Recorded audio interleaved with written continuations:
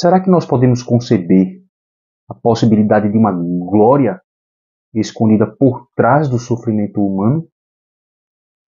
Especialmente daquele sofrimento que nós consideramos o mais difícil de se aceitar, que é o sofrimento de uma criança inocente.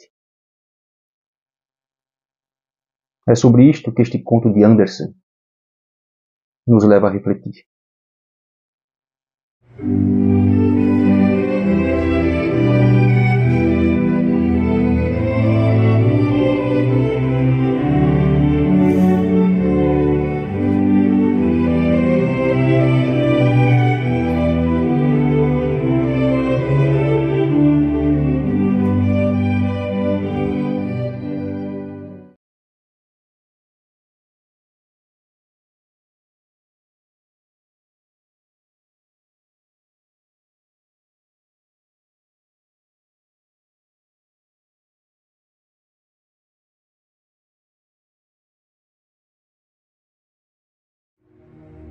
Toda vez que uma boa criança morre, um anjo de Deus desce à terra. Ele toma a criança nos braços, abre suas imensas asas brancas e voa por todos os lugares que a criança amava na terra. O anjo colhe um grande punhado de flores e ambos levam até Deus. Lá, elas florescem mais esplendorosas do que jamais floresceram na terra. E Deus segura todas as flores junto ao peito, mas aquela que ele mais ama, ele beija. Então, aquela flor recebe uma voz e pode juntar-se ao hino glorioso e eterno de louvor. Tudo isso foi dito por um dos anjos de Deus enquanto levava uma criança morta ao céu. E a criança ouvia como se sonhasse. Ao sobrevoarem os lugares onde a criança costumava brincar, eles passaram por jardins com flores encantadoras. Que flores devemos levar conosco para plantarmos no céu? Perguntou o anjo.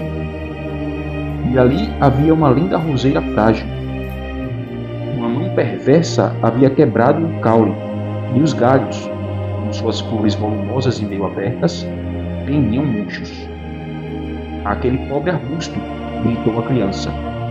Vamos levá-lo para que ele possa florescer novamente lá em cima, no jardim de Deus.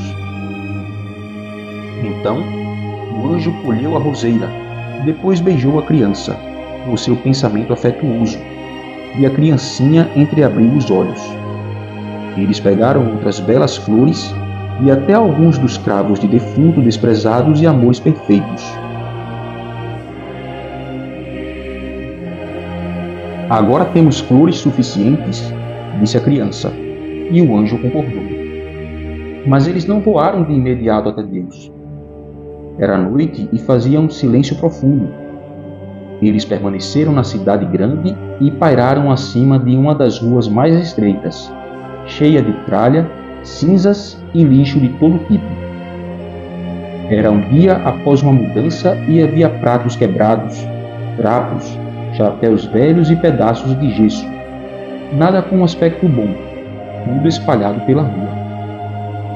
Em meio ao lixo, o anjo apontou alguns pedaços de um vaso de planta quebrado e um naco de terra que dele havia caído. A touceira de terra se mantinha inteira por conta das raízes de uma volumosa flor do campo. Não teria mais utilidade para ninguém. Então havia sido descartada na rua. Vamos levar aquilo conosco, disse o anjo. Na nossa subida, eu lhe contarei a respeito. E enquanto eles voavam, o anjo contou a história. Naquele beco estreito, num porão escuro, morava um pobre menino doente e acamado desde bem pequeno.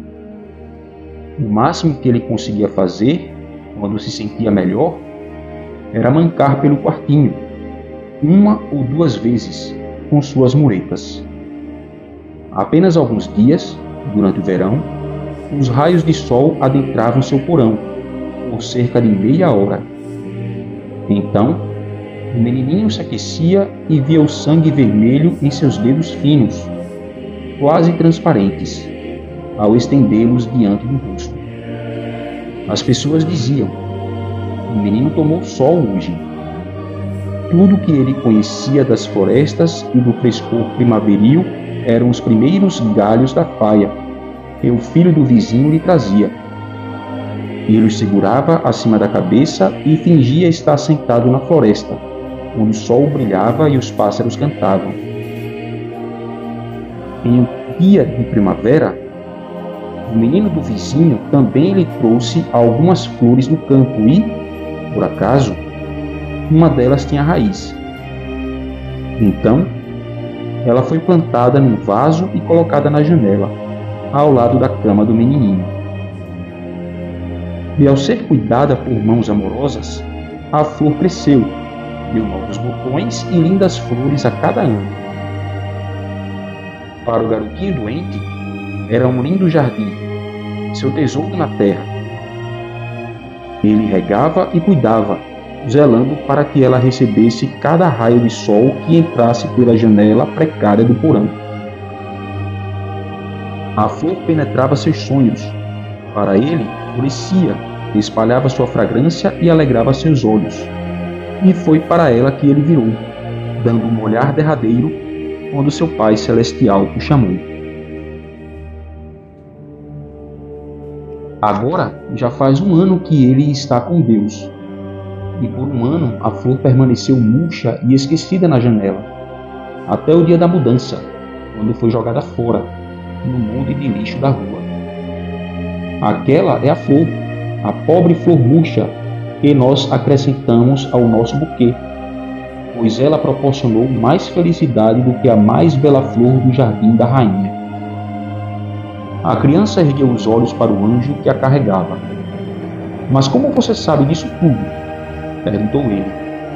Eu sei, disse o anjo, porque eu era um menininho doente e mancava de muletas. Conheço muito bem a minha própria flor. Então, a criança arregalou os olhos e olhou o rosto lindo e feliz do anjo.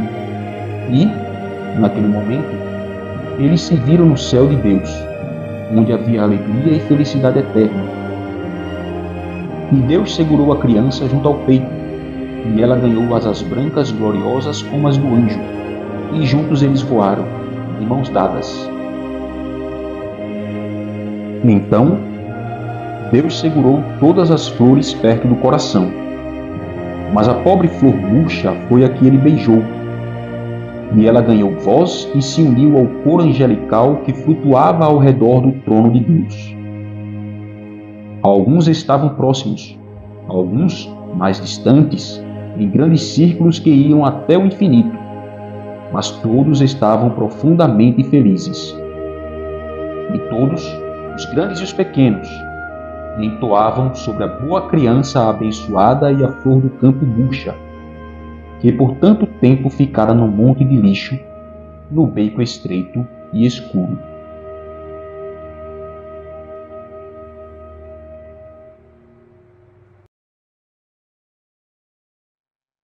Sem sombra de dúvidas, Hans Christian Andersen é o contista que tem uma temática mais explicitamente cristã. O Anjo é um conto que se debruça mais especificamente sobre 3 temáticas: a humildade na aceitação do sofrimento, a glória reservada para aqueles que sabem sofrer e a grandeza que se esconde por trás das coisas aparentemente desprezíveis. O sofrimento, ele é condição inerente à condição humana. O ser humano ele não vai deixar de sofrer, nós já nascemos em sofrimento. A primeira coisa que nós fazemos quando saímos da barriga de nossas mães é chorar. Então nascer já é sofrer. Você vai sofrer nessa vida, quer você queira ou não. Isso é natural à condição humana. Se você querer passar por essa vida sem sofrimento, é absolutamente impossível, entende? O próprio Filho de Deus, o próprio Jesus Cristo, o próprio Deus que se fez homem, ele veio ao mundo e sofreu. Então, se ele sofreu, quem somos nós para não querermos passar por provações também nesta vida? A fragilidade é inerente ao ser humano. Então, a grande sabedoria está em saber sofrer, está em aceitar com humildade o sofrimento como parte da sua condição, como parte daquilo que você é. Um ser frágil, entende? Um ser que está suscetível as diversas questões que vão se colocar, certo, perante a sua vida, entende? E isso pode ser uma forte lição para muita gente, né? Eu já fui testemunha de uma grande lição que eu recebi.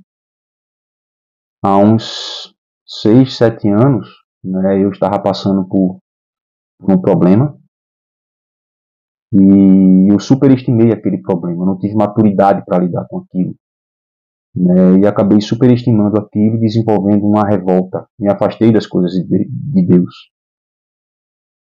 Um padre que acabou se tornando um grande amigo meu, né, um dos meus melhores amigos hoje, sem dúvidas.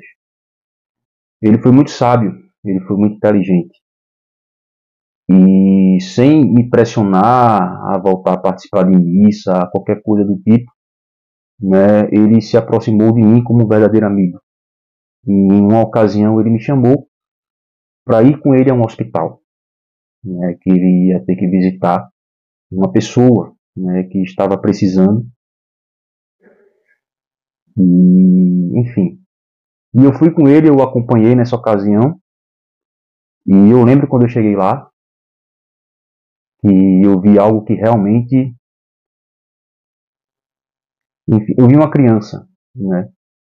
Uma criança que realmente sofria, né? Que estava muito doente, mas que sofria com uma fé, sabe? Uma criança que tinha uma fé realmente que me humilhou. Assim, eu realmente... Aquilo quebrou minhas pernas, sabe? Eu me envergonhei. Eu me senti verdadeiramente envergonhado. Uma criança que sofria com doçura. Uma criança que sabia sofrer. E uma criança que amava profundamente Deus, apesar de seu sofrimento. E aquilo para mim aquilo foi um caminho de volta, né? Foi uma vergonha que eu me senti. Eu me lembro que eu chorei, né? Eu saí de lá e, enfim, aquilo realmente me tocou profundamente, né? Me mostrou o quanto eu ainda era muito fraco, né? Diante de uma criança que encarava o sofrimento com muito mais sabedoria, muito mais docilidade, e que acabou me servindo de lição. Mas o conto também fala da glória, né? O conto fala da esperança de glória que se esconde por trás do sofrimento, né? Isso é uma coisa muito cristã, é uma coisa propriamente cristã, né? Por trás da cruz existe a ressurreição. Para você chegar à ressurreição é preciso passar pela cruz, pelo Calvário. É claro que a ideia do Anderson não é trazer uma doutrina teológica, né, de que uma criança boa vai virar um anjo, né, quando morrer. Né? Enfim, teologicamente isso não existe, né? Porque a natureza dos anjos é uma, né? E a natureza dos homens é outra.